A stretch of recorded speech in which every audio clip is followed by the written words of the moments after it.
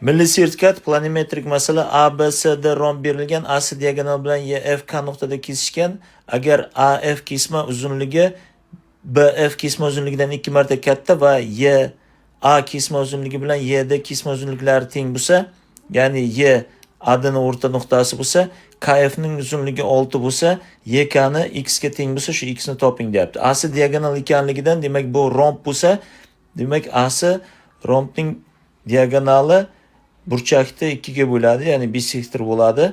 Endi buni AF FBdan 2 marta kattaligidan, demak buni qulaylik uchun 2 ta desak, bu 4 ta bo'ladi AF.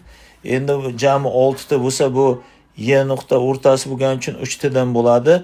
Endi AYF uchburchakda AK bisektrisaligidan, bisektrisani xossasidan proporsional kesmalarga ajratadi. 3 ta bo'lingan 4 ta x taqsim 6 ligidan, demak x teng 4,5 ekanligi kelib chiqadi.